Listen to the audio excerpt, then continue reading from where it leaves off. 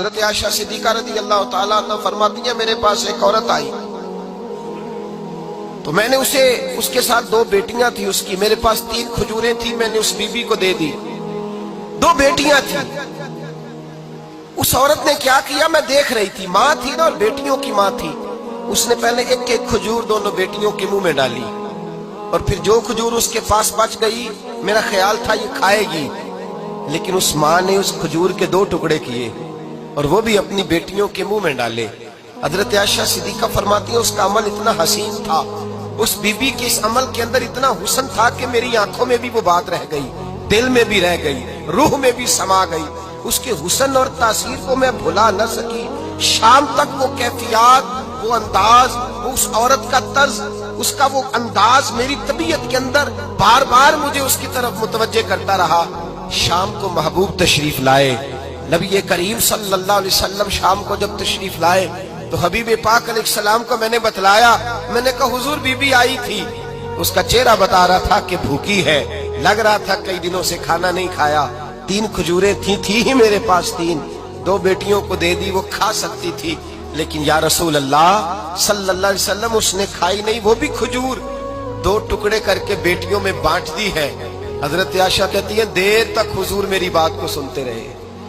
دیر تک میری طرف دیکھتے رہے، اس تصور کو، بیٹی کے پیار کے اس ذائقے دیر تک محبوب محسوس کرتے رہے، اور پھر فرمایا عائشہ جو دنیا میں بیٹیوں کی وجہ سے آزمایا جائے گا، جب قیامت کا دن آئے گا تو رب اس سے حساب نہیں لے گا، بے حساب ہی جنت میں داخل فرما دے گا۔ اللہ پھر اس سے حساب نہیں لے گا جو بیٹی کے سبب سے آزمایا جائے۔ یعنی حضور نے باپ کو کہا کہ بیٹی کو مصیبت نہ سمجھنا، اگر کبھی اس کے میکے سے جھگڑے کا پیغام بھی آ جائے، اگر کبھی دوبارہ تجھے اس کی طرف پلٹ کر جانا بھی پڑے، میرے نبی پاک صلی اللہ علیہ وسلم سے کسی صحابی نے کہا تھا یا رسول اللہ بہترین صدقہ کون سا ہے؟ حضور بہترین صدقہ کون سا ہے؟ وہ میرا مال جو اللہ کے راستے میں خیرات کروں تو رب مجھے زیادہ اجر عطا کرے، وہ کون سا ہے؟ تو میرے نبی پاک نے فرمایا اگر تیری بیٹی واپس لوٹ آئی، طلاق کی وجہ سے یا بیوہ ہو کر واپس آ گئی، اور تجھے اس لوٹنے والی بیٹی پر کچھ خرچ کرنا پڑا، تو تیرے رسول کا وعدہ یہ ہے کہ اللہ تجھے اس روپے پر سب سے زیادہ اجر عطا فرمائے گا، اس پیسے پر اللہ تجھے سب سے زیادہ۔ انہیں بوجھ نہ جاننا، ان کی آزمائشوں پہ پریشان نہ ہونا۔ گھر کبھی بیٹی کا پیغام آ جائے کہ اس کو پھر سے یہ تکلیف ہوئی ہے، باپ سمجھنے لگا تھا کہ میں تو فارغ ہو گیا، نکاح کر کے میں فارغ ہوں، پھر اگر کبھی اس سے پیغام آئے، میرے مصطفیٰ کریم نے فرمایا وہ پریشان نہ ہو، وہ دکھی نہ ہو، بلکہ جو بیٹی کی وجہ سے آزمایا جائے گا